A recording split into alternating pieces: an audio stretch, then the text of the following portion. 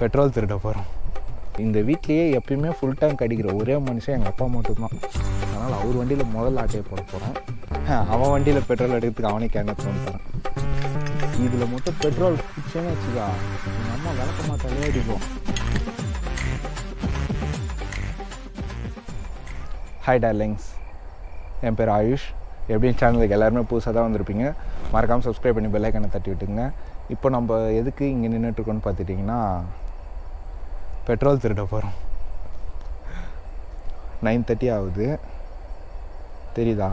9:30 ஆகுது. டைம் வந்து இப்போது இங்கே ஒரு 6 வண்டி நின்றுட்டுருக்கு. ஒரு வண்டிலையும் பெட்ரோல் எடுக்க போகிறோம். பெட்ரோல் எடுத்து என்னடா பண்ண போகிறோன்னு பார்த்தா, நாளைக்கு ரைடு போகிறோம். ரைடு போகிறதுக்கு அமௌண்ட் இல்லை.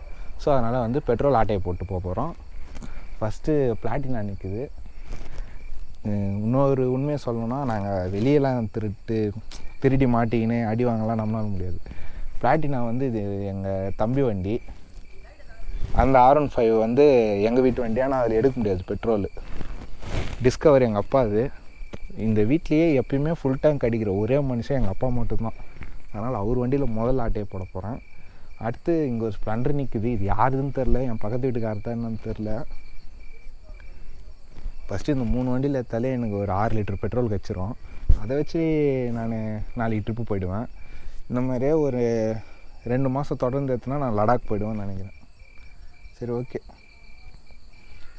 அவன் வண்டியில் பெட்ரோல் எடுக்கிறதுக்கு அவனே கேன் எடுத்து வந்து தரேன். தலை கேன் கொடுத்தல, பெட்ரோல் எடுக்கலாம். இந்தா நீயே கேமரா பிடிச்சிக்கோ. டேய், என்னடா இது? கேன். ஏடா குஞ்சி, இதில் மட்டும் பெட்ரோல் பிடிச்சேன்னு வச்சுக்கா, எங்கள் அம்மா விளக்க மாத்தாலே அடிக்கும். போயிட்டு ஒரு நல்ல கேனை எடுத்துனோம் போ.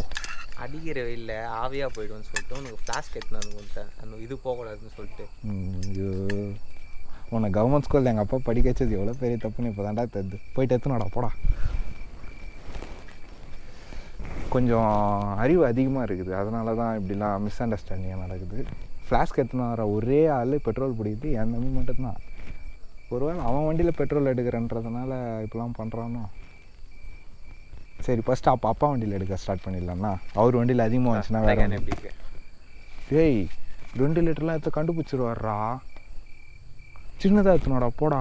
அவர் நிறைய போட்டு வச்சுருப்பார், நீ கவலைப்படாது, எடுத்துக்கோ. தலை, இந்த வண்டியோட கெப்பாசிட்டி என்ன 8 லிட்டர் தான் இருக்கும். இதில் 2 லிட்டர்லாம் எடுத்தால் கண்டுபிடிச்சிருவார். ஒரு வண்டியில் 6 லிட்டர் எடுக்கணும், அவ்வளோதான். உன் வண்டியில் வேணால் 2 லிட்டர் எடுத்துட்டுமா? இருக்குது அதில் 50 ரூபாய்க்கு போட்டு சாவியா 50 ரூபாய்க்கு போட்டுன்னு வந்துருப்பேன். அதுவும் வர வழியில 20 ரூபா பெட்ரோல் காலி பண்ணிட்டு வந்துருப்பேன். So sad. எதுக்கு பிளாட்டினா வச்சுக்கிறேன் தெரியுமா? எதுக்கு? பெட்ரோல் போடுது. ஆமாம் தலை, இது மாதிரி தள்ளிக்கினே வந்துடலாம், அதுதான் வச்சுக்கிறேன். இது உண்மையிலே 100 கிலோமீட்டர் மைலேஜ் தருதுன்னு சொல்கிறாங்க. உண்மையா? வாங்கும்போது நானும் அப்படி நினச்சி தான் வாங்கினேன். எவ்வளோ தருது மைலேஜ்? அப்போ தான் தெரியும் 60 தான் தரும்ட்டு. எதுக்கு வந்தன்றதே மறந்துட்டு. இந்த பாட்டிலே ஓகே தலை. கேன் மூடி நாளைக்கு போகிற வரையில் வரேன். அமுக்கு டுமுக்கு அமால் டுமால்.